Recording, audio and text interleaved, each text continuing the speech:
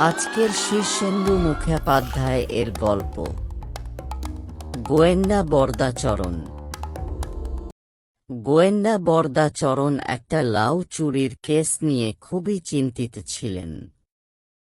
কে বা কারা পরশুদিন নপাড়ার মোক্ষদা দিদিমার ঘরের চাল থেকে একটি নধর লাউ চুরি করে নিয়ে গেছে। মোক্ষদা দিদিমার নাতি নাড়ুগোপাল বাইরে চাকরি করে, সে বড় লাউয়ের ডাল ভালোবাসে। নাতির জন্য লাউটা খুব যত্নে রেখেছিল দিদিমা। আজকালের মধ্যে নাড়ুগোপালের আসার কথা, কিন্তু এর মধ্যেই পরশুদিন লাউটা চুরি গেছে। দিদিমা কেঁদে কেটে এসে পড়লেন বরদাচরণের কাছে, ও বাবা বরদা, আমার লাউ উদ্ধার করে এনে দাও। সেই থেকে বরদাচরণের ঘুম নেই, খাওয়া নেই। সঙ্গে অ্যাসিস্ট্যান্ট আর কুকুর নিয়ে সারাদিন আতশকাচ হাতে করে মোক্ষদা দিদিমার সারা বাড়ি, ঘরের চাল, পাড়া প্রতিবেশীদের আনাচে কানাচে তন্ন তন্ন করে ক্লু খুঁজেছেন।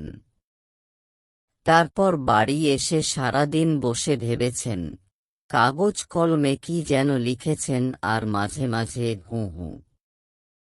বাবা, না, হচ্ছে না, গোছের কথা বলেছেন আপন মনে। বরদাচরণের বয়স ৩০-৩২ হবে। বাড়িতে বুড়ি মা আছেন, আর আছে তার অ্যাসিস্ট্যান্ট ভাগ্নে চাক্কু, আর পোষা নেডি কুকুর ডঙ্কি।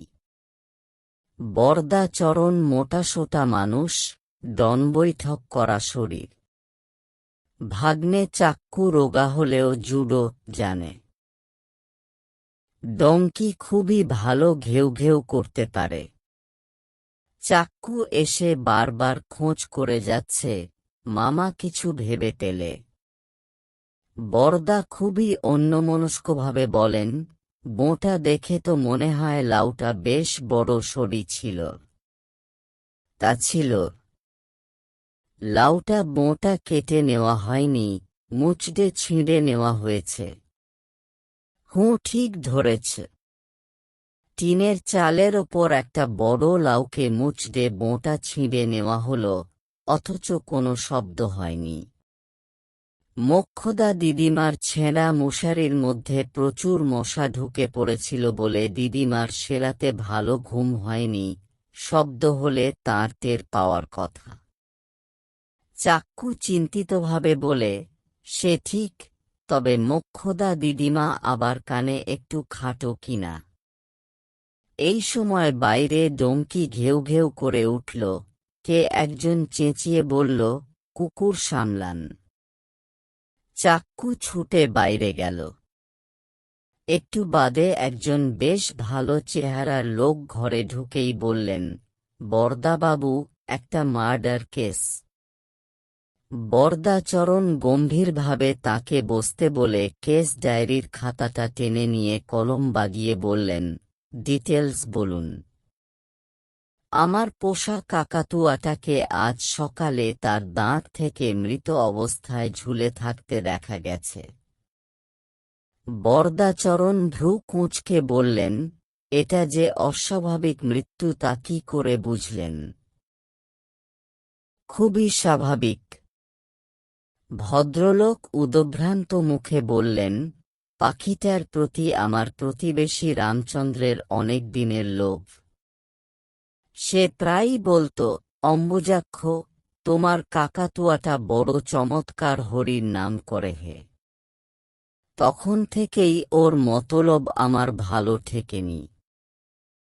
আজ সকালে পাখিটাকে ঝুলতে দেখে আমি দাঁড়ে রাখা জল আর পাখির খাবার পরীক্ষা করি। আমার মনে হচ্ছে জলে বা খাবারে বিষ মেশানো আছে। বরদাচরণ ডায়েরি বন্ধ করে উঠলেন, পিস্তলটা ড্রয়ার থেকে বের করে পকেটে ভরলেন। আতশকাচ, দড়ি, ক্যামেরা এবং কি ভেবে টেপ রেকর্ডারটাও সঙ্গে নিলেন। চাক্কু এবং ডঙ্কিকেও তৈরি হতে বললেন। তারপর ভদ্রলোকের দিকে চেয়ে বললেন, অম্বুজাক্ষবাবু, কেসটা অত সরল নাও হতে পারে। রামচন্দ্রবাবুর যেমন মোটিভ থাকতে পারে, আবার কাকাতুয়াটা সুইসাইডও করতে পারে, কিংবা এর পেছনে হয়তো আরও অনেক গভীর চক্রান্ত হয়েছে। বেরোবার সময় বরদা চরণের মা ডেকে বললেন, বরদা, 2টি পান্তা ভাত খেয়ে যাবি না? কে শোনে কার কথা? বরদা চরণ বেরিয়ে পড়লেন। অম্বুজাক্ষবাবুর বাড়িটা বেশ বড়। পিছনে একটা ঢাকা দরদালানে অনেকগুলো খাঁচা, আর দাঁড়ে বিস্তর পাখি চেঁচামেচি করছে। বরদা চরণ কাকাতুয়ার দাঁতটা ভালো করে দেখলেন। পাখিটা পায়ে বাঁধা শিকলি থেকে তখনও ঝুলছে। দাঁড়ের দুদিকে 2টি বাটিতে জল আর কাবুলি ছোলা। একটা ছোলা তুলে নিয়ে পিছনের উঠোনে ছুঁড়ে দিলেন বরদা চরণ। একটা কাক সঙ্গে সঙ্গে নেমে এসে সেটা খেয়ে ফেলল। কিছুক্ষণ বরদা চরণ কাকটাকে লক্ষ্য করলেন। না, কাকটা মরল না। তার অর্থ, ছোলায় বিষ নেই। জল থেকে খানিকটা ড্রপারে তুলে নিয়ে বরদা চরণ এদিক ওদিক তাকিয়ে অম্বুজাক্ষবাবুদের পোষা কাবুলি বেড়ালটাকে একটা কাঠের বাক্সের ওপর বসে থাকতে দেখে এগিয়ে গিয়ে আচমকা চেপে ধরলেন সেটাকে। অম্বুজাক্ষ হাঁ করে এগিয়ে এসে বাধা দেওয়ার আগেই বরদা চরণ বেড়ালকে অদ্ভুত কৌশলে হাঁ করিয়ে ড্রপারের জল তার মুখ ভরে ফেলে দিলেন। বেড়ালটা বারকে খুব আপত্তিকর শব্দ করল বটে, কিন্তু মরল না। বরদা চরণ গম্ভীরভাবে বললেন, হুঁ। ওদিকে অম্বুজাক্ষবাবু একটা হোমিওপ্যাথি ওষুধের শিশি থেকে কয়েকটা বড়ি খেয়ে আপন মনেই বললেন, গায়ে হাতে বড় ব্যথা। ওদিকে চাক্কু ডঙ্কির বকলেস ধরে বাড়ির চারদিকে ঘুরে ঘুরে ক্লু খুঁজছিল। হঠাৎ সে দৌড়ে এসে বরদাচরণের কানে কানে বলে গেল, লাউয়ের খোসা। রামচন্দ্রবাবুর বাড়ির পিছন দিকে লাউয়ের খোসা পড়ে আছে, মামা। বরদাচরণ বিদ্যুৎ বেগে উঠে পড়লেন। বুড়ো মানুষ রামচন্দ্রবাবু ঘরে বসে রামায়ণ পড়ছিলেন। বরদাচরণকে দেখে যেন একটু চমকে উঠে বললেন, আরে আসুন আসুন বরদা বাবু। বিখ্যাত লোকদের দেখা পাওয়া এক মস্ত সৌভাগ্য। বরদাচরণ বসলেন। স্থির চোখে কিছুক্ষণ রামচন্দ্রবাবুকে স্টাডি করে দেখলেন তিনি। রামচন্দ্রবাবু রামায়ণ বন্ধ করে বললেন, ভাবছিলাম আজই আপনার কাছে একবার যাব। আমার উঠোনের নারকোল গাছ থেকে কাল রাতে 6টা নারকোল কে বা কারা চুরি করে নিয়ে গেছে। খুবই রহস্যময় ব্যাপার। বাইরে থেকে কারো পক্ষে উঠোনে আসা খুবই শক্ত। তবে বলে রামচন্দ্রবাবু খুবই ইঙ্গিতপূর্ণভাবে চুপ করে গেলেন। বরদাচরণ ডায়েরিতে কেসটা লিখে নিতে নিতে বললেন, কিছু গোপন করবেন না রামচন্দ্রবাবু। রামচন্দ্রবাবু লাজুক হাসি হেসে বললেন, না, গোপন করে লাভ নেই। আপনার চোখকে কি ফাঁকি দেওয়া সম্ভব? বলেই ফেলি বলে গলাটা নিচু করে বললেন, পাশের বাড়ির অম্বুজটা মহা নারকোলখোর। দুবেলা নারকোল খায়। বড়া করে খাচ্ছে, নাড়ু বানিয়ে খাচ্ছে, মুড়ি দিয়ে খাচ্ছে। অমন নারকোল খেতে কাউকে দেখিনি। প্রায় সময়ই আমাকে বলে, রামচন্দ্রবাবু, আপনার গাছে বিস্তর নারকোল হয়েছে দেখছি। আমার সন্দেহ, কাল রাতে। হুঁ। বরদাচরণ খুবই গম্ভীর হয়ে গেলেন। একটু আগেই তিনি অম্বুজাক্ষবাবুকে গায়ের ব্যথার জন্য হোমিওপ্যাথিক ওষুধ খেতে দেখেছেন। গায়ে ব্যথা তো হবেই। এই বয়সে যদি অত উঁচু নারকোল গাছে কেউ ওঠে তবে ব্যথা হওয়াই তো স্বাভাবিক। কিন্তু খুঁজে পেতেও অম্বুজাক্ষবাবুর বাড়িতে নারকোল বা নারকোলের ছোবড়া পাওয়া গেল না। এটাও রহস্যজনক।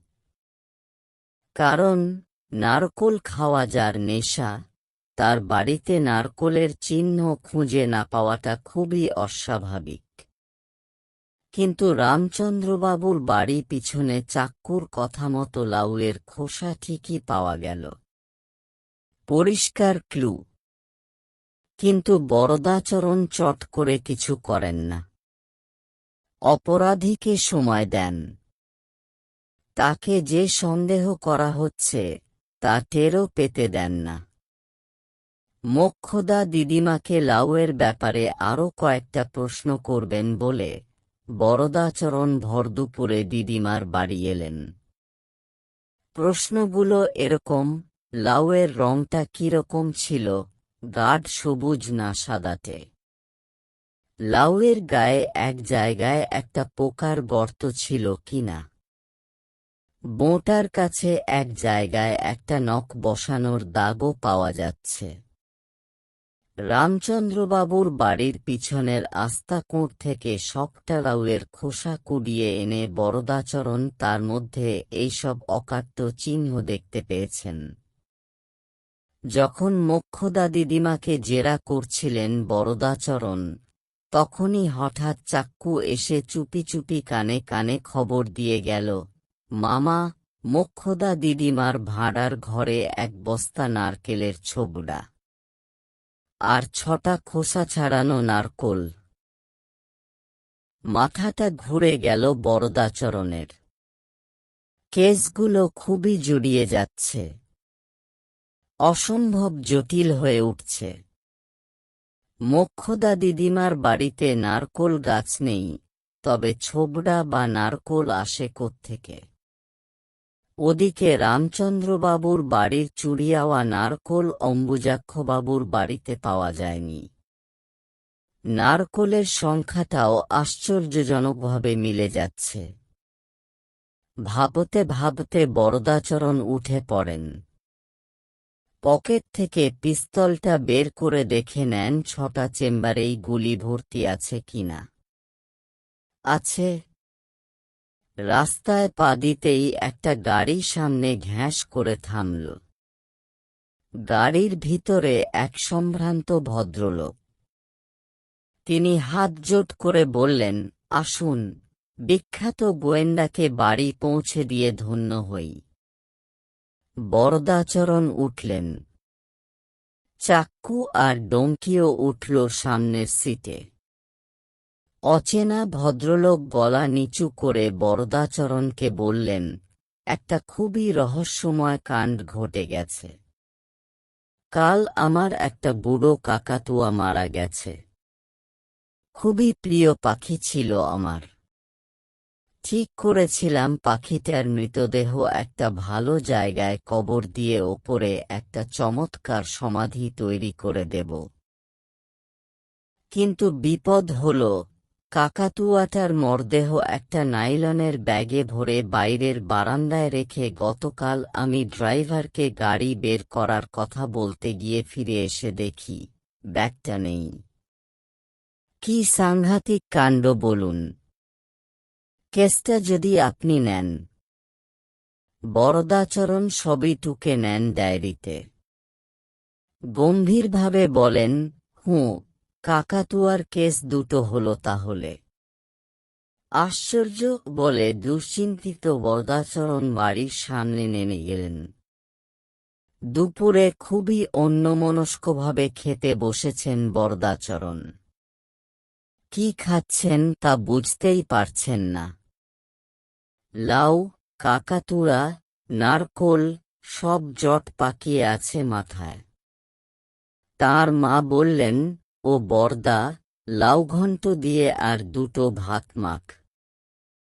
লাউঘণ্ট কথাটা বরদাচরণের মাথার মধ্যে দু একবার টং টং শব্দ করল। প্রায়ই তিনি লাউঘণ্ট খান, কাজেই বিস্মিত হওয়ার কিছু নেই। হঠাৎ বরদাচরণ চমকে উঠে বললেন, লাউঘণ্ট? লাউ এলো কোথা থেকে?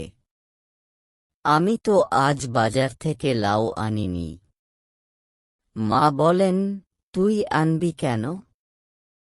কাল চাক্কু লাউটা হাতে করে এনেছে, ওর কোন বন্ধুর বাড়িতে নাকি অনেক লাউ হয়েছে, তারা দিল। নিজের পাতের দিকে ভালো করে চেয়ে দেখলেন বরদাচরণ। লাউঘণ্টের পাশে দুটো বড়া পড়ে আছে। উঠে গিয়ে আতসকাচ নিয়ে এসে বড়াটা নিবিষ্টভাবে দেখছেন। মা বললেন, দেখছিস কি? ও তো নারকোলের বড়া। 6টা নারকোল এনেছিল চাক্কু, কোন গাছ থেকে নাকি পড়ে গিয়েছিল বাতাসে। তার দুটো ভেঙে ওই বড়া করেছি। বরদাচরণ বাকি সময়টা ভাত নিয়ে নাড়াচাড়া করে উঠে পড়লেন।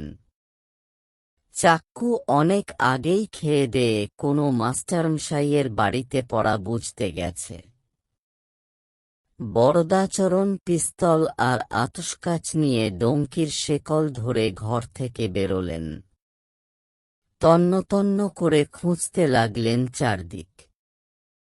অবশেষে ডঙ্কি ইঙ্গিত বুঝতে পেরে তাকে গোয়াল ঘরে টেনে আনল। সেখানে একটা সদ্য কেনা দাঁড়ে জলজান্ত একটা কাকাতুয়া বসে আছে। বরদাচরণকে দেখেই বলে উঠল, হরি বল, হরি বল ভাই, হরি ছাড়া গতি নেই। বরদাচরণ টেপ রেকর্ডার নিয়ে এসে পাখিটার কথা টেপ করতে লাগলেন।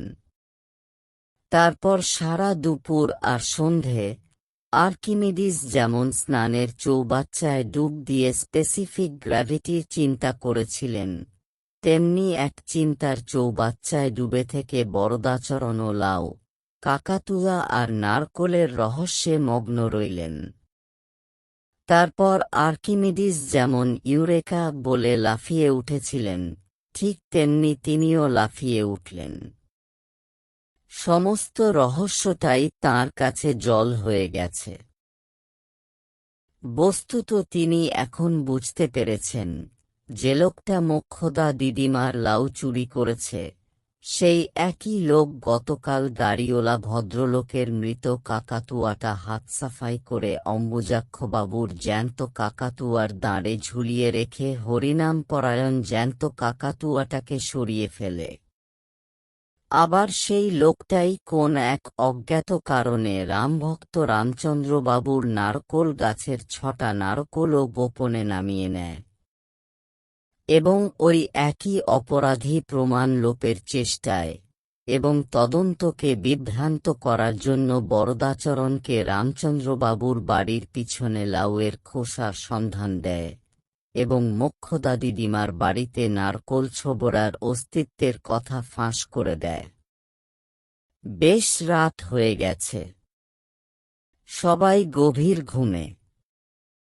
বরদাচরণ পিস্তল হাতে নিয়ে চুপিসারে পাশের ঘরে এসে অন্ধকারে চেয়ে রইলেন। আবছা দেখা যাচ্ছে, দিদিমার বুক ঘেঁষে শুয়ে চাক্কু ঘুমোচ্ছে। একটা দীর্ঘশ্বাস ফেললেন গোয়েন্দা বরদাচরণ। না, এক্ষুনি তিনি কিছু করবেন না।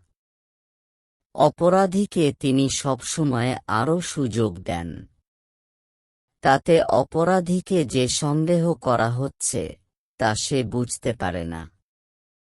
এবং এইভাবেই সে একদিন নিজের অপরাধের জালে ধরা পড়ে যায়। পিস্তল নামিয়ে গোয়েন্দা বরদাচরণ ফিরে এলেন নিজের ঘরে।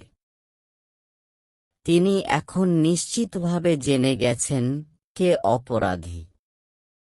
অপরাধী আর কেউ নয়, অপরাধী হল। আপনাদের গল্পটা ভালো লাগলে আমাদের চ্যানেলটাকে সাবস্ক্রাইব করুন।